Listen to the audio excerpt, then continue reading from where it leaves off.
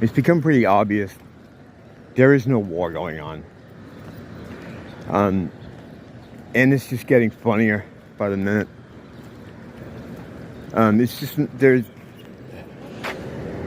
It's all complete, what is that word? Schadenfreude, Schadenfreude, Schrosenfraser, Schadenfreude. What is that word? I think it's German, it means. It's kayfabe. It's all kayfabe. None of it is real. I kind of thought so from the beginning. And it seems like the first couple of days there was some genuine, question that perhaps it could be real, but it's not fucking real. None of that's real. It's really, it started out with that. It's the goofs that kind of laid it so bare, because they were trying to build these fictional characters as heroes of Kiev, and what they would do is just find marginalized groups in society and then say that they were producing these super soldiers over there, like the first POC transgender tank leader has destroyed 100 Russian tanks. Like these ridiculous stories of just like that, basically. Like a marginalized group, or a group that don't need no man, and whether that's a racial thing or they're disabled or trans or something, and then they would build these ridiculous stories out of them, It was subtle. But in the beginning, but then it just devolved into insanity, and then people started, making fun of it, memeing on it, and then it got really good. I mean, I started collecting a lot of them, and they're great. I'm a meme repurposer. I'm not very good with OC, but I can take something and make it much better. I'm like a meme retrofitter. Is that the right word? Retro would imply. I think we all understand what I'm saying. I take something and I make it better. Yeah, it just got funny. Things got really funny real quick.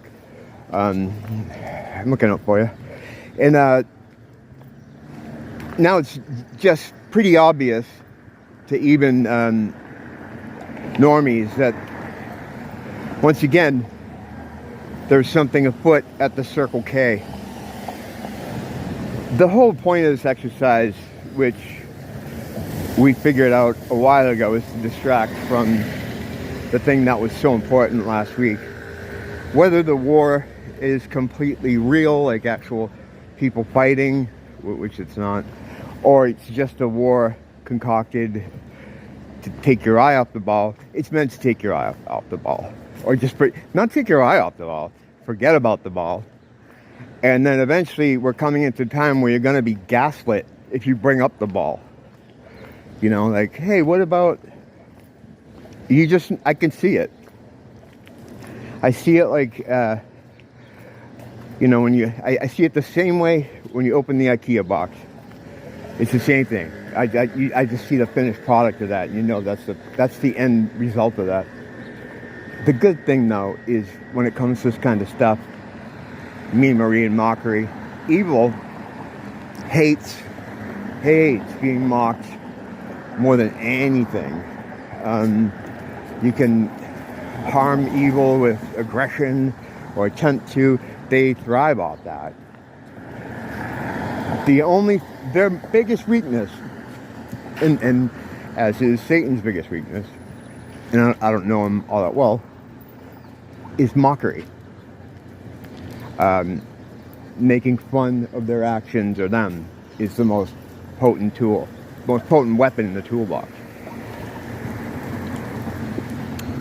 They fucking hate it. They hate being mocked. As their mere presence is a mockery. So when you invert them, You're just verting because there's no in going on. Now you're turning the chair right side up again.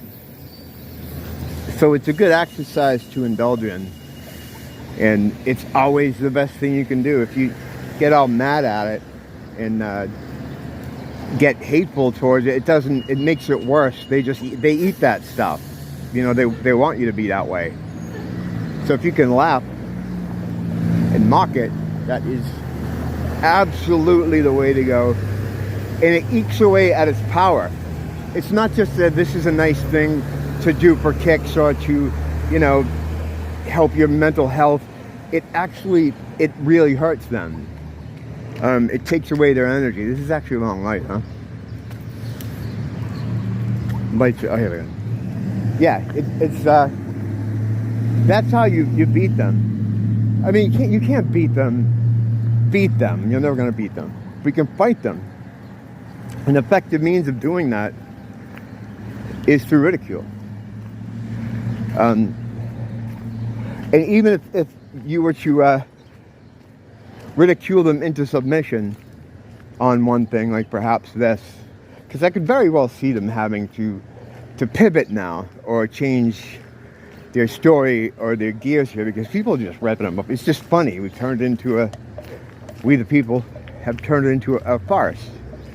So they're going to have to pivot in some direction. That's how you can beat them fight them in the sense that you can win a skirmish here, and they're doing that. You can't win the overall. It's impossible. But it feels good to get these little victories.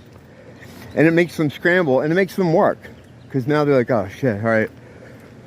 We may actually have to do something instead of preparing these little production pieces and sending them all over the world in the hopes that people are going to fall for it. I saw the Ukrainian president, or whatever they call him. I don't care.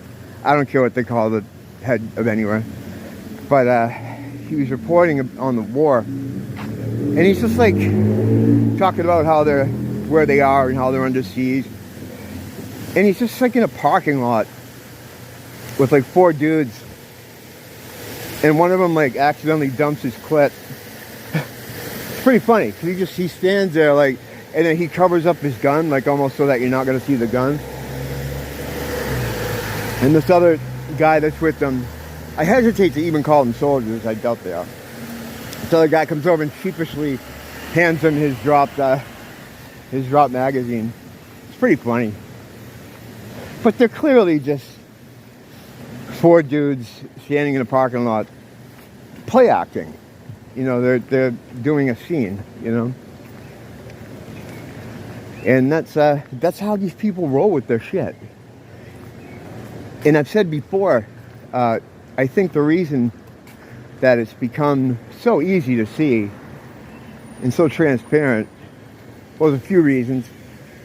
The veil coming down, which I always talk about, that's probably the biggest part of it. And their incompetence. I think they were always incompetent, but I think the veil was up enough so that it came across as real to people, So it's those two things together that are making it like this. Either way, it's easy to see now, Let's go over to the beach here. I don't come over here too often because it's usually a pain in the balls to come over here. There's too many people that are going to interrupt you. So yeah, repurpose memes. Make memes. And don't let them be your dreams. Don't blame the teacher, blame the school.